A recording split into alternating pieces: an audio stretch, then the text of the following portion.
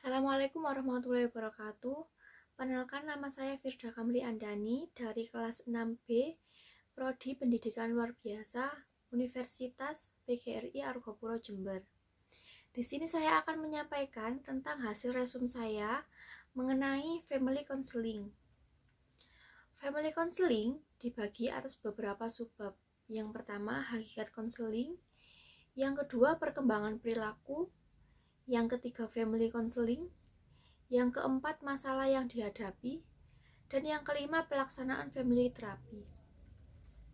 Yang pertama, saya akan membahas tentang hakikat konseling. Konseling keluarga merupakan upaya bantuan yang diberikan kepada individu sebagai bagian dari anggota keluarga atau pembenahan komunikasi keluarga agar potensinya berkembang seoptimal mungkin dan masalahnya dapat diatasi atas dasar kemauan membantu dari semua anggota keluarga berdasarkan kerelaan dan kecintaan terhadap keluarga. Kemudian yang kedua, perkembangan perilaku. Sebagaimana hakikat manusia dalam family system therapy, bahwa manusia atau klien dalam perkembangan kehidupannya akan selalu berhubungan dengan sistem kehidupan.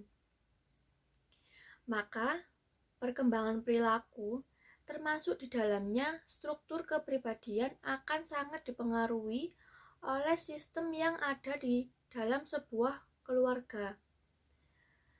Banyak faktor yang berpengaruh terhadap lingkungan keluarga, di antaranya adalah birth order and family constellation.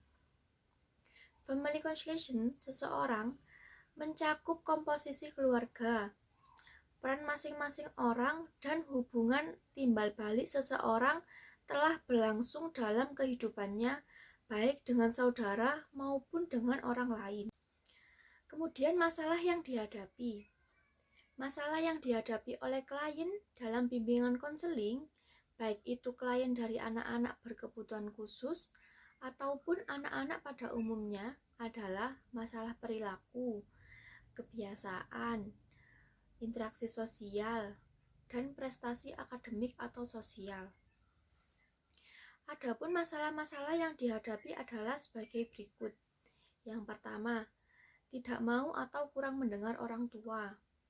Yang kedua, mogok sekolah. Yang ketiga, motivasi belajar rendah. Yang keempat, kecanduan main game. Yang kelima, suka ribut dengan teman. Dan yang keenam, lari dari rumah.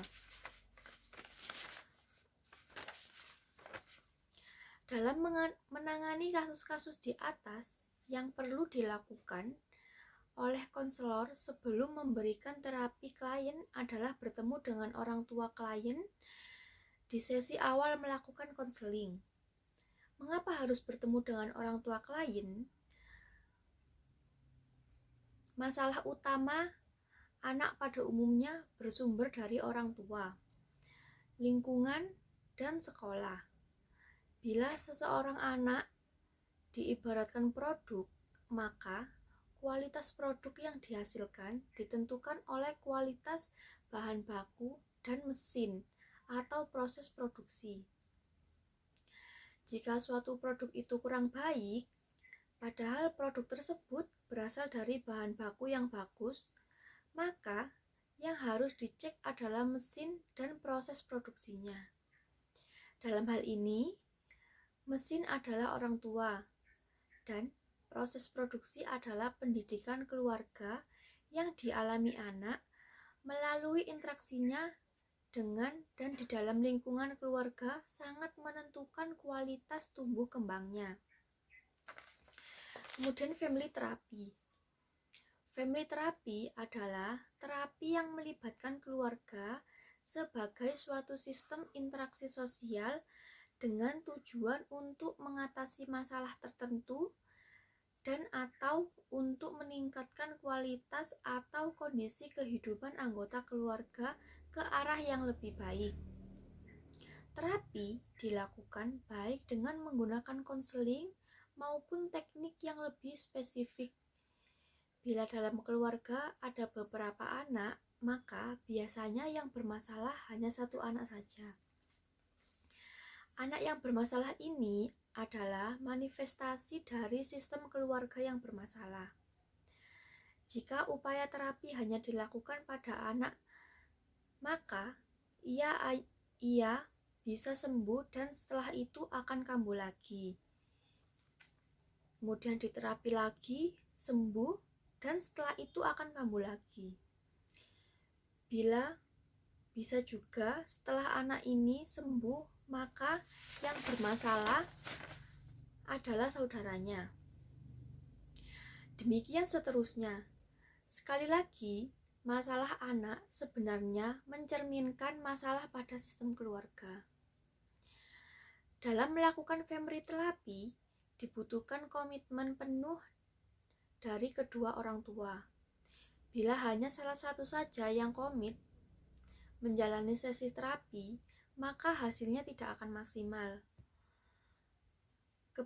Keberhasilan family therapy juga sangat ditentukan oleh integrasi, kredibilitas, dan level otoritas terapis di mata kedua orang tua. Bila terapis tidak mampu membangun postur dengan baik, tidak mampu menunjukkan kredibilitas dan terutama otoritasnya sebagai terapis yang kompeten dan berpengalaman di mata orang tua, maka apa yang ia sarankan tidak akan dilakukan oleh orang tua tersebut. Hal ini akan sangat menghambat proses terapi. Dalam family terapi, bila dibutuhkan orang tua juga akan diterapi. Hal ini dilakukan karena sebenarnya pola asuh orang tua yang mengakibatkan timbulnya masalah dalam diri anak berasal dari pengalaman hidup mereka saat mereka masih kecil. Biasanya, trauma orang tua inilah yang menjadi akar masalah dalam keluarga. Misalnya, orang tua yang overprotective, over permissive, over demanding, pencemasan, suka berkata kasar, pemarah, atau gampang meledak-ledak. Bersikap kasar pada anak, terlalu disiplin, suka memukul, suka mengancam, kemudian menggunakan pendekatan punishment dan reward dalam mendidik anak, memberlakukan cinta bersyarat, dan masih banyak lagi perilaku yang lain yang tidak kondusif bagi tumbuh kembang sang anak. Kemudian saya akan menjawab pertanyaan-pertanyaan yang sudah diajukan. Yang pertama, bagaimana sikap dan tindakan yang Anda lakukan jika Anda sebagai orang tua untuk memberikan terapi pada anak? Yang pertama, yang saya lakukan sebagai orang tua ialah mencoba bertanya dan mendorong sang anak untuk menceritakan secara detail apa yang ia rasakan atau yang ia alami sehingga ia mengalami penurunan dalam hal akademis sekolah dan semangat untuk sekolah, serta mengapa ia selalu merasa kram perut saat akan berangkat sekolah. Kemudian menenangkan sang anak dan mengatakan jika ia tidak sendiri atas perasaan yang ia alami. Lalu membicarakan dengan wali kelas atau pihak sekolah atas apa yang sudah dialami oleh sang anak, untuk mencarikan solusi atas permasalahan yang dialami dengan tetap mengusahakan yang terbaik untuk sang anak. Kemudian yang kedua, bagaimana sikap dan tindakan sebagai konselor untuk memberikan terapi pada anak dan orang tua. Yang pertama, konselor melakukan identifikasi hal-hal yang dirasakan oleh sang anak dengan menciptakan suasana kepedulian, empati, sehingga muncul kepercayaan klien kepada konselor. Sehingga antara konselor dan klien bisa bekerja sama. Dalam proses ini, konselor dapat melakukan keterampilan komunikasi melalui refleksi isi dan perasaan yang disampaikan klien. Dalam proses ini, konselor juga mengajarkan bagaimana cara memahami sebuah eksistensi dan pemahaman tentang masalah yang dialami konseli atau klien dan sugesti-sugesti konseli terhadap dirinya.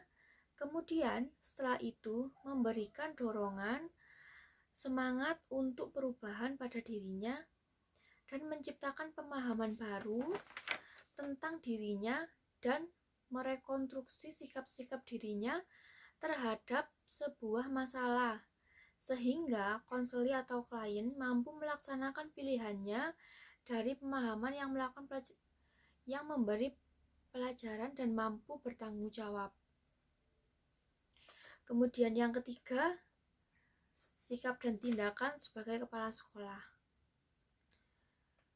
Sebagai kepala sekolah kepada guru, yang pertama, sikap dan tindakan yang saya lakukan sebagai kepala sekolah terhadap guru dalam masalah tersebut ialah memberi pengertian bahwa setiap anak mempunyai kemampuan yang berbeda-beda, dan tindakan untuk memperlakukan sang anak tersebut tidak selayaknya ia lakukan.